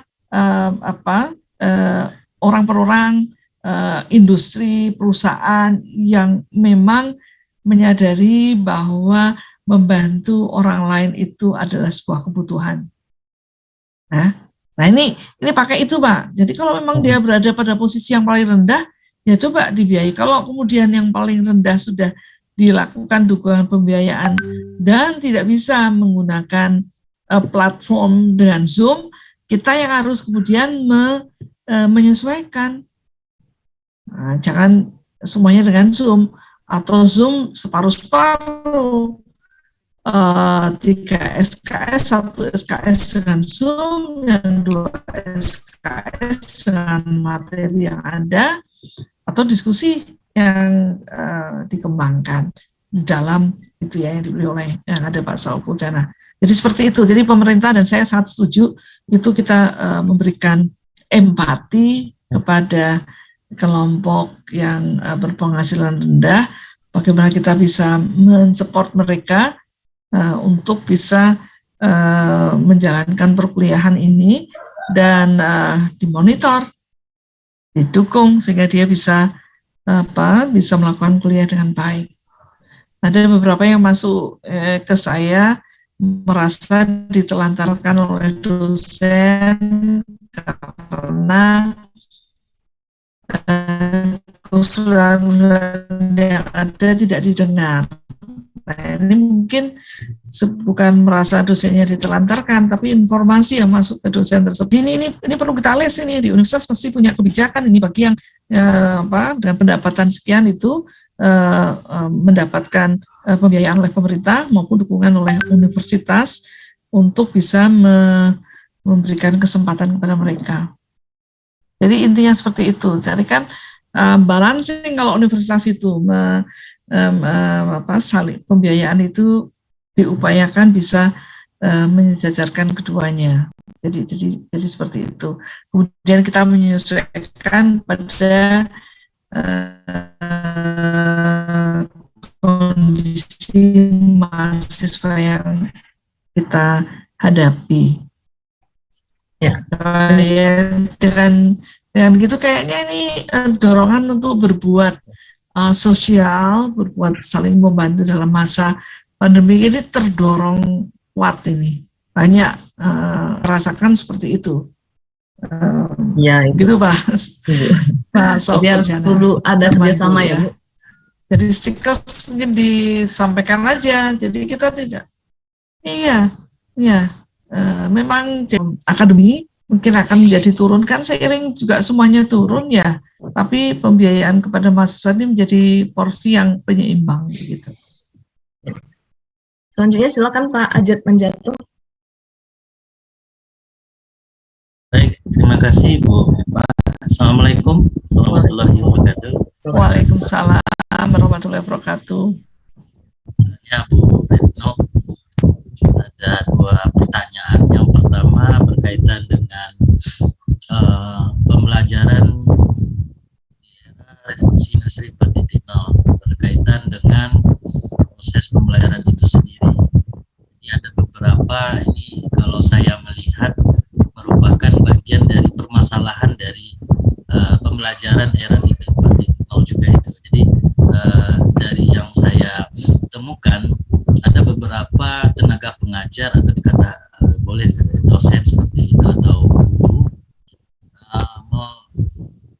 memberikan pembelajaran yang sifatnya itu tidak mendukung kurikulum yang berbasis revolusi industri era 4.0 ini, yang dimana pembelajaran itu kan berbasis teknologi Bu ya. Jadi ada beberapa yang mereka kembali lagi ke pembelajaran seperti sebelumnya atau yang sebelum di era 4.0 ini, bahwa pembelajaran yang disampaikan tidak mesti harus menggunakan teknologi, karena pandangan mereka ya, atau misalnya alasan mereka yang pertama ya, selain ketidakngertian atau ketidakpemahaman mereka terhadap teknologi, yang kedua dari sejalan dengan penelitian yang dilakukan oleh Fakultas Ekonomi tadi, di mana pembelajaran berbasis teknologi itu IPK-nya memang tinggi, tetapi pemahamannya sangat ya boleh dikatakan menurun gitu, dibandingkan pembelajaran tatap muka atau pembelajaran secara offline seperti itu, sehingga tujuan pembelajaran tidak tercapai akhirnya Bu. Kan nggak mungkin kita hanya mencetak generasi muda yang hanya tinggi secara kuantitas tapi tidak punya kualitas seperti itu. Padahal tujuan pendidikan sejatinya adalah ya memanusiakan manusia, memberikan pemahaman, menjadikan manusia yang sifatnya dia ngerti dengan ya bagaimana kemampuan berpikirnya, bagaimana dia mengelola kehidupannya kan seperti itu, artinya memanusiakan manusia. Itu yang pertama. Jadi saya minta pandangan Ibu ini gimana nih gitu, maksud saya salah satu permasalahan kok nggak sinkron nih antara tujuan pendidikan dengan hasil yang didapatkan dari revolusi industri 4.0 ini dan risetnya maksud saya. Dan udah ada dilakukan kajian terhadap itu dan ternyata hasilnya begini gitu. Terus apa pandangannya dan bagaimana ke depannya, itu yang pertama. Yang kedua Bu, berkaitan dengan karakter bangsa tadi. Ini melanjutkan pertanyaan Pak siapa tadi ya, Pak Roswandi ya, atau siapa tadi, mohon maaf kalau salah.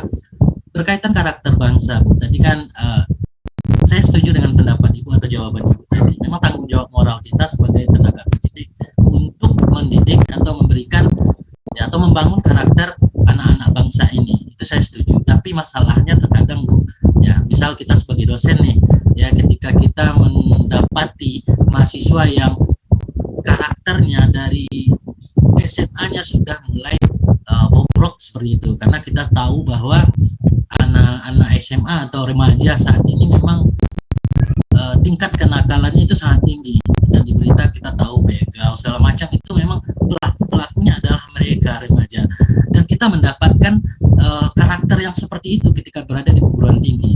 Sedangkan ketika kita memberikan pemahaman terhadap karakter tersebut, ada penolakan, ada perlawanan dari mereka, sehingga banyak kasus-kasus yang ada di di televisi, di media seperti itu yang merupakan bentuk perlawanan mereka ketika kita memberikan pemahaman terhadap karakter bangsa itu. Maksud saya, apakah ada semacam teknik khusus atau pandangan Ibu atau trik Ibu atau mungkin solusi dari Ibu buat kami nih selaku dosen-dosen muda yang Ibu sudah berpengalaman mungkin terhadap permasalahan ini atau menghadapi kasus seperti ini. Itu aja Bu, terima kasih. Mohon maaf saya akhiri. Wabillahi taufiq wal hidayah. Assalamualaikum warahmatullahi wabarakatuh. Waalaikumsalam warahmatullahi wabarakatuh. Pak Ajat Manjato, semangat Pak. Teknologi disruption itu terjadi, mau tidak mau kita diem aja, tidak melakukan kegiatan, itu terjadi di luar sana.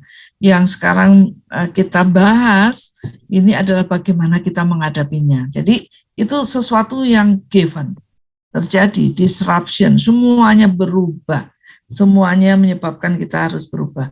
Begitu kita belajar menggunakan daring, karena itu memang tidak ada cara lain selain daring, maka itu juga kita lakukan dengan cara yang sangat cepat, penyesuaian, bahkan mungkin tadi ya biayanya jadi, struktur biaya kita jadi berubah, cara kita juga berubah, penggunaan laptop, handphone dan seterusnya juga harus yang menyesuaikan dengan teknologi, semuanya berubah. Dengan cara begitu maka best of the best. Jadi gini, kalau ada pilihan pilihan kebijakan yang ada, maka yang dipilih itu adalah best of the best. Belum tentu yang the very best itu adalah yang menjadi solusi tertinggi, tapi best of the best. Jadi sudah dipilih, itulah yang ada. Makanya tetap aja daring. Pada waktu daring banyak kendala yang ada. Dosennya belum siap, melakukan materi dengan daring juga belum siap, terjadi kekokruan di sana sini, infrastruktur juga belum siap dalam artian mungkin secara nasional global sudah ada sistemnya, tetapi dalam pelaksanaannya di akademi di universitas itu strukturnya belum begitu siap untuk itu. Nah, kemudian mahasiswa ini ada.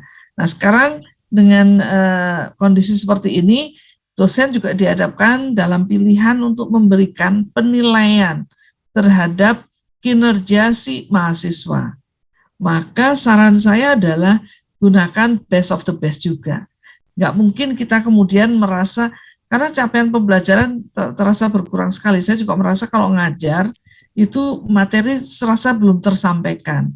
Maka kita juga tidak bisa menuntut si mahasiswa untuk memahami 100% terhadap materi yang kita berikan. Dengan cara begitu, maka kemudian nilai-nilai mahasiswa, kalau kemudian kita gunakan kurva normal dalam penilaian, maka akan ketarik ke atas dengan sendirinya.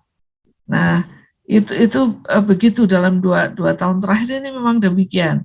Mana mungkin kita tega, begitu mahasiswa tadi yang jaringannya tidak ada. Kemudian materi kuliah, bagaimana dia bisa ke perpustakaan pinjam buku, nggak bisa ke perpustakaan kan?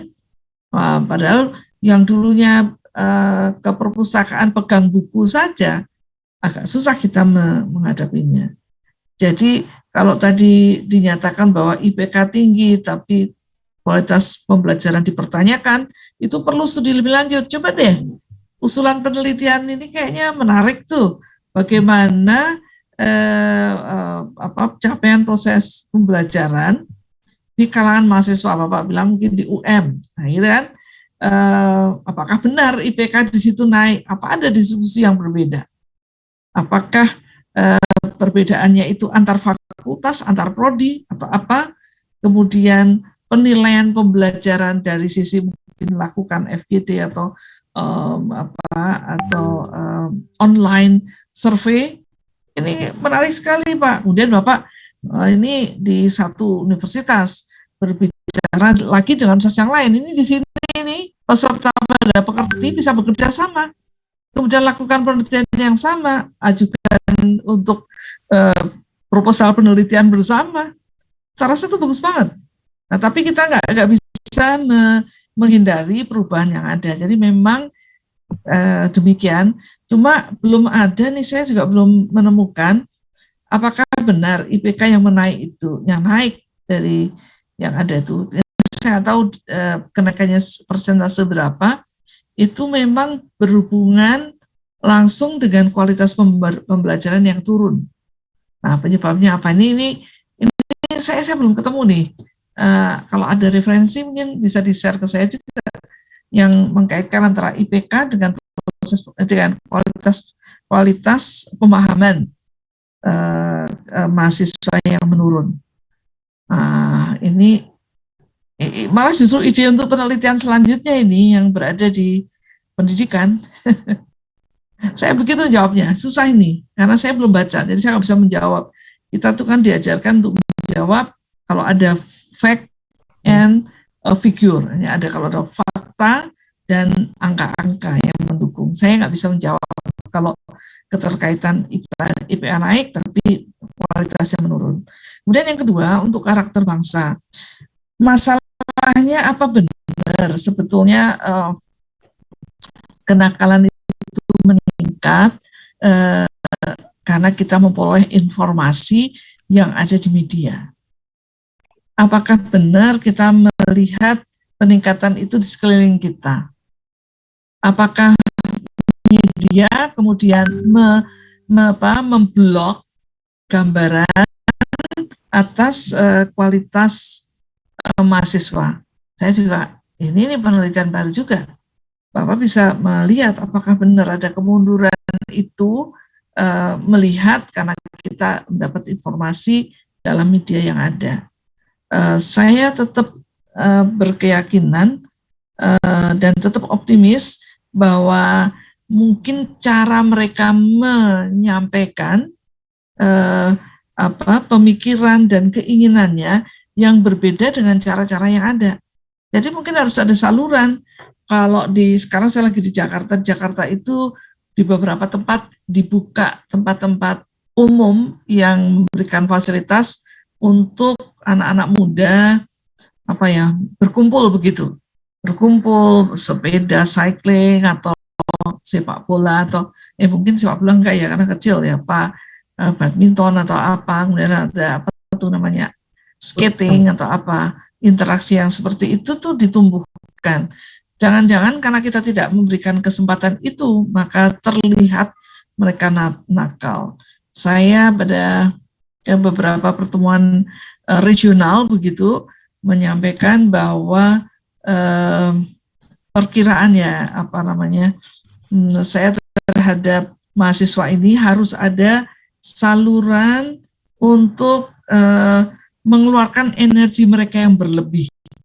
Saya rasa mahasiswa itu kan energi berlebih nih, anak muda, mungkin dari mahasiswa kalau untuk anak muda punya energi yang berlebih, sementara kita pada pandemi yang terkungkung dengan dengan Zoom, dengan classroom, dengan media-media yang ada cuma berada di ruangan yang begini.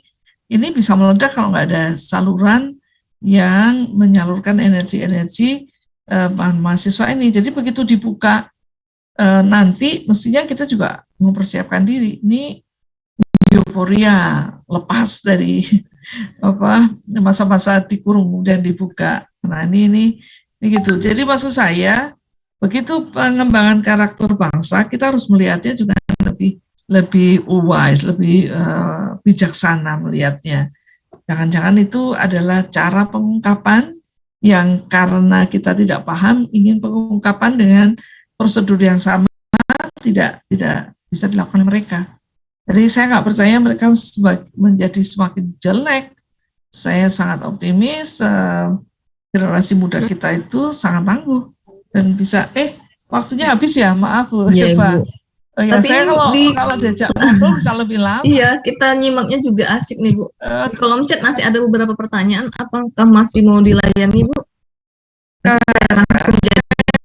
pikir kita harus ditutup. Kenapa?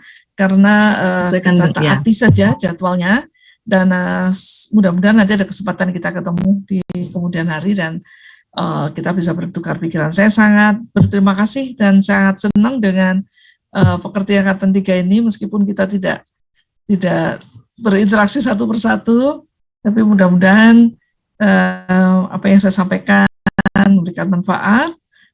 Mohon maaf kalau ada penyampaian yang kurang di sana sini, dan tentu saja saya mohon ampun pada Allah Subhanahu Wa Taala.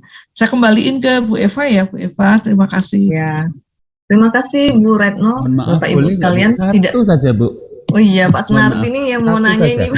Yang terkait mungkin pengalaman dari Universitas Bengkulu terkait untuk mata praktikum yang harus dilaksanakan di laboratorium dalam suasana pandemi kemarin kan nggak bisa kita praktikum luring sehingga daring. Nah, pengalaman dari Universitas Bengkulu untuk mencapai tujuan pembelajarannya dari praktikum tadi gimana pengalamannya Bu? Terima kasih, itu saja. Oh ya, terima kasih Pak. Ini pertanyaannya tadi tidak belum sempat dibahas ya. Kalau di Universitas Bengkulu untuk praktikum itu diperbolehkan untuk luring. Jadi karena praktikum yang penting selama masa pandemik yang tahun yang kedua itu diperbolehkan karena memang tidak mungkin praktek-praktek tersebut dilakukan secara daring, terutama kayak Fakultas Kedokteran, Fakultas Teknik beberapa, kemudian pertanian, peternakan itu menggunakan luring. Jadi dosen melalui prodinya kemudian ke fakultas mengusulkan mata kuliah yang harus praktek memang dilakukan secara luring. Jadi tetap luring, Pak. Jadi ada beberapa memang dibolehkan di kampus itu karena mengingat tidak mungkin dilakukan dengan cara daring. Itu pengalaman dari Universitas Bengkulu. Begitu mungkin. Terima kasih Bu Retno. Terima kasih Pak Sunardi.